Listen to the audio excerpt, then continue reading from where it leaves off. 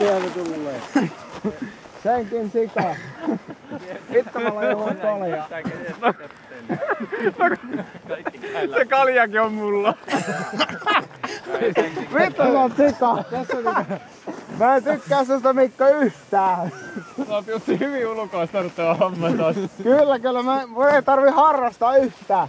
Se kaljajuonte mä ikinä harrastan. Paitsi se on sulla se kalja.